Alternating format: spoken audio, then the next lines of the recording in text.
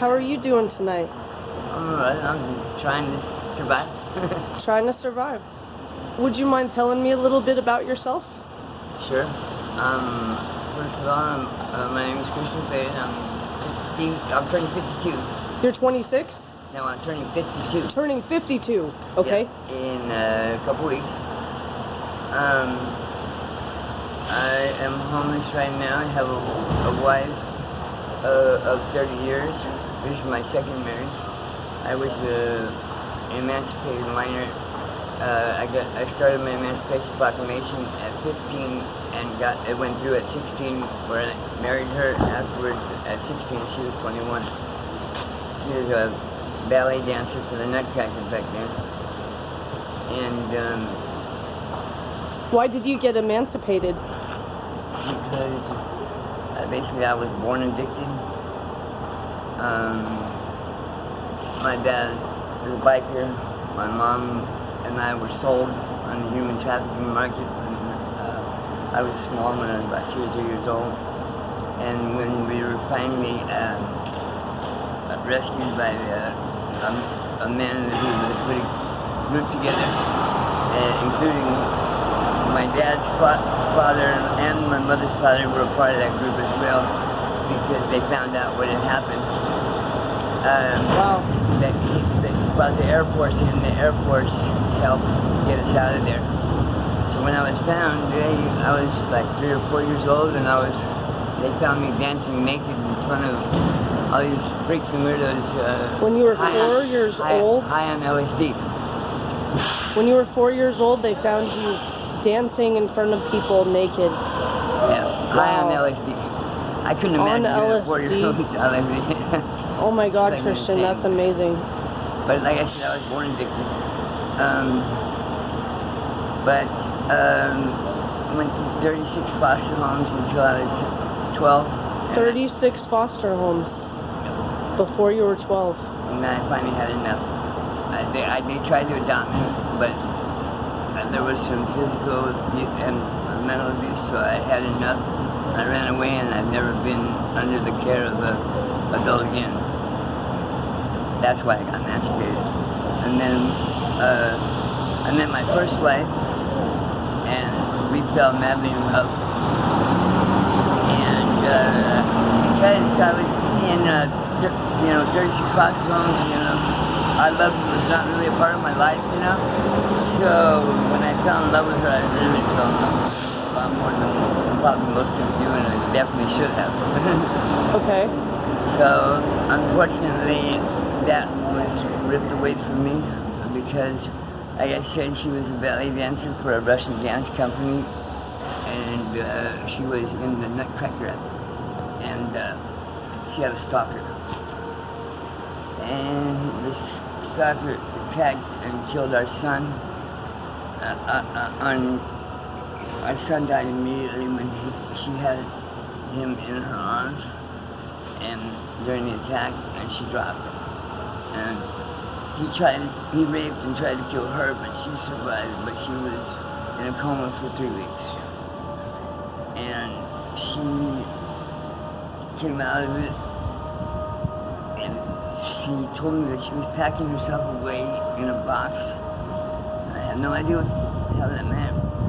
But about 18 months later, she was catatonic for 15 years in a facility called the Camarillo State Hospital before the whole mental health thing fucking changed. And she stayed that way until she was raped again while she was in there. And I don't know anything about who did that, but she gave birth to to a boy that has Down syndrome, and it allowed her to snap out of it. Wow. And she named him after me, but she came to find me, but I was already remarried, and because I didn't think she was coming back. She was gone. At first it thought she was faking, but the doctor showed me that she wasn't, and it was really weird to have her there, but she wasn't responding, she wasn't there. But wow. used to walk around fucking with a big chip on my shoulder, and I had their screams in my head for 20 years. I had listened to their screams and cries for help, and I couldn't differentiate the real ones from theirs. So anytime someone was in the house while I was in the shower, I had to make them sit on the toilet because I got tired of saying, "Are you okay? Are you okay?" Thinking it was them, you know. That's how real it was. And so, after 20 years, I don't know how, but one day I realized it had gone away. And wow. But to survive all that, decided that I wanted to become somebody, you know. And I was walking, after that happened, I was walking down that sidewalk thing that has stars on it, you know, in Hollywood. And I thought, well, if these people can have anybody they want, then I can fix the one that I want. You know, it didn't work out that way. I made it work. Do you use drugs right now? Is addiction part of your story? Oh yeah. Yeah? Very much so. What is your drug of choice? Right now? Yeah. Crack. Crack right now? I've really only had from 12 to 15, I had about, I used PCP. But that's because my family manufactured them. Like I said, my dad's a biker.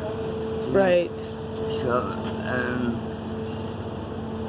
from 12 to 15, I was using from my cousins and things like that, you know, PCP.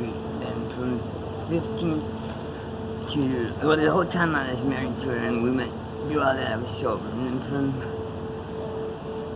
after that, I had a bout with what they used to call crank, which they don't make anymore, like that. Now they have meth. Okay. How do you get drugs? How do you buy drugs? Or do people give them to you, or? What do you mean? How do I pay for them? Yeah. Oh, I was with the plumbers and pipe fitters union for 25 years. Oh, you were? Yeah. And then I have, like I said, I've been. Well, what about right now? Are you working right now? No. How do you pay for drugs right now? My wife works, and I have my retirement, I have Social Security, I have. Oh, okay.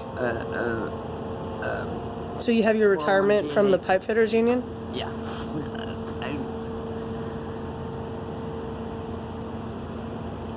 I was really the only way I kind of went with the whole ambitious thing, you know, and I wasn't very nice, and I was very angry, and like whatever I wanted, like I did whatever I had to get, you know. That was kind of like in the sense of ambition. So in the worldly sense, I did okay financially. Yeah, I guess you did. And then right before the pandemic, I got diagnosed with liver cancer. And at the same time, or right before that, both of our kids, my daughter and my son, this marriage, they grew up and left the house. So I wasn't dad anymore, and I wasn't needed anymore, you know. So I just kind of went off the deep end, came down here and started. And then the pandemic caused me and my wife to lose our house in 20 years in Half Moon Bay. Oh. And so that's where I am today.